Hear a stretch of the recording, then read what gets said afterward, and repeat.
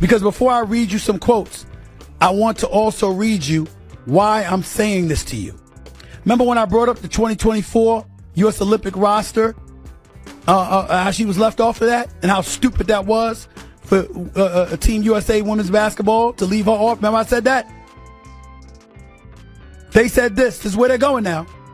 Ms. Clark's targeting may reflect a culture of disparate treatment, and the evidence provides reasonable cause for a federal probe into potential civil rights violations. V1. Caitlin Clark has been tossed around in the WNBA like a piñata at a toddler's birthday party. Stephen A. Smith is furious, hotter than a burrito straight from the microwave at halftime. He's watched her get fouled so many times that he's calling it a civil rights crisis in high tops. This isn't basketball, it's bumper cars with a shot clock. And Stephen A. isn't just reacting, he's delivering a full-on sermon. Loud, wild, and unfiltered. You've never seen him this over the top. I had to talk about a story that's very, very important. And albeit indirectly, it involves Caitlin Clark, the Department of Justice, and quite possibly the President of the United States himself. Let's be clear, Stephen A. Smith just sat through a WNBA game featuring Caitlin Clark and came away saying, no, no, no. I want subpoenas. I want witnesses on the stand. Bring the gavel, we're turning this into Law and Order, WNBA Victims Unit. Because what else can you do when the league's brightest star is getting stomped on, smacked, hip-checked, and poked in the eye? And I feel bad because it seems like the sisters are bullying the little girls, or the older players are bullying the younger girls. I don't want to make it about race because I've seen white girls bullying the young white girls. I've seen the black girls bullying the young white girls.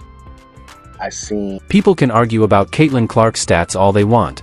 Go ahead, debate her usage rate, shooting percentage, plus minus, PR, RPM, CPR, FBI, CIA, whatever sports or random acronym you can find. That's not the issue. The issue is the WNBA had a golden ticket to mainstream attention. This was their Michael Jordan moment. Let me read to y'all the opening couple of graphs because I want you to hear the impact of this. This is serious. This is serious. And I could say it with my team here, having the footage and the receipts to back me up. I could be in that I told you so mode. I really, really could. But I ain't going to do that because I'm in a good mood. I'm going to be chill. But I could be saying. And Stephen A.? Bless him, he's on national television acting like this is the Selma March with sneakers. The veins in his forehead are popping like the Wi-Fi just went down during a live broadcast. Because he knows if the WNBA drops the ball on this, the league will go back to being shown at 2:15 a.m. on Channel Who Asked, between reruns of Matlock and infomercial. Caitlin Clark has done for the women's NBA what Michael Jordan once did for the NBA. Made it more valuable, watchable, and marketable. Instead of protecting its transformative star, the league's leadership ignores the relentless targeting of... And yes, somewhere in a private group chat, there's probably a WNBA player typing, she's got to earn her respect, while setting a screen so hard it shifts tectonic plates. Apparently, earning respect now means surviving for... Treating its greatest asset as if she were a PR headache. That approach could turn into legal liability for the WNBA. Okay, well, get this. Get this. We're watching this play out. Caitlin Clark's been hurt. We're watching in front of our very eyes how differently these teams are treating the Indiana Fever without Caitlin Clark on the court. I mean, let's just be real. It's been much different. Let's break this down. You've got a rookie bringing ratings the league hasn't seen since it was launched with nothing but hope and a fax machine in the 1990s.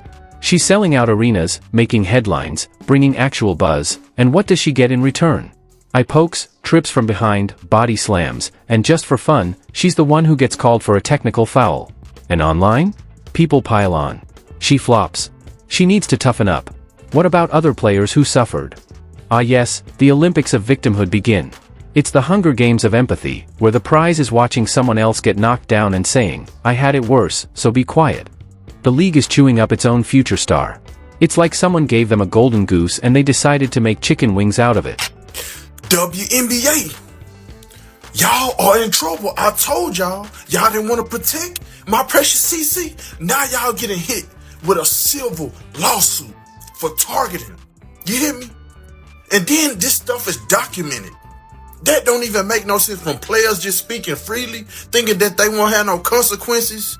That means somebody had them on the payroll. You know what I'm saying? She done had 4 injuries within like a month and a half. Disgusting. And don't give us that physicality is part of the game speech. We've seen physical basketball. We've seen elbows, box outs, and hard playoff fouls. This isn't that.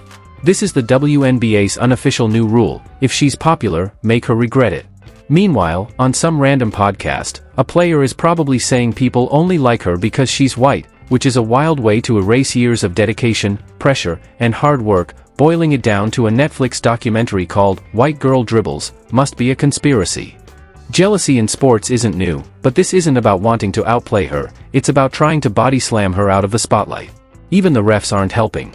Their calls are so inconsistent, you'd get more reliability from a toddler's bedtime routine. Remember I talked about people being jealous? The Cheryl Swoops of the world and others. Remember I pointed that stuff out? Remember I talked about the rough housing? Remember I talked about all of that? Let me read further.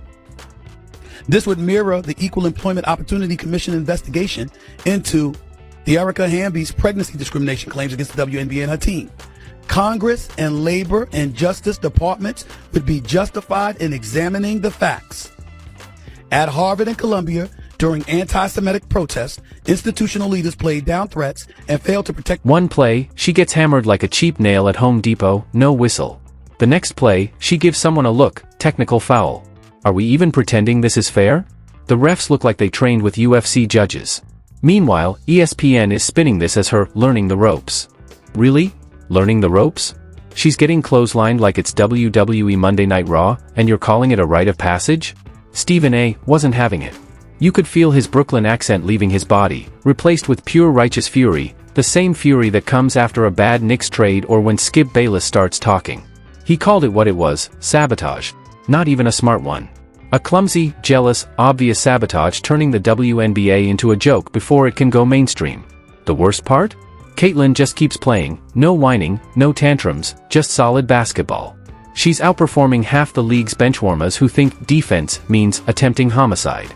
But apparently, that's still not enough, because some people insist she hasn't earned it, which really just means, we don't like that people like you.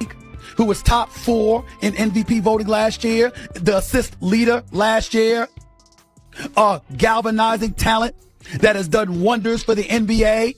If she is seen to be physically getting abused on a basketball court in a way that is such a clear and flagrant discrepancy compared to what happens to others, that man. You could drop Caitlin Clark into a volcano, have her hit a three-pointer while being tackled by a pterodactyl, and someone would still say she needs to prove herself. This whole situation has turned into unintentional slapstick, like watching someone fall downstairs while yelling, "I'm a professional." This is what happens when ego and insecurity meet in a back alley and decide to jump the future of women's basketball. The problem isn't just the fouls, it's the silence. No outcry, no statements, nothing. Everyone's too busy posting cryptic tweets about protecting the game while throwing themselves at the only player keeping the league relevant. And the league office? Radio silence, like they think ignoring head injuries will make them disappear. Imagine if LeBron James had been treated like this as a rookie.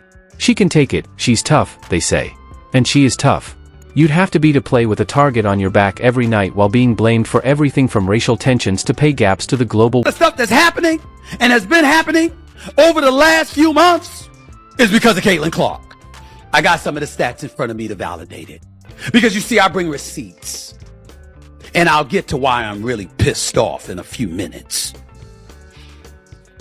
WNBA Draft 2024 drew 2.446 million viewers to ESPN on Monday night, making it the most watched draft in WNBA history. Who's the number 1 overall pick?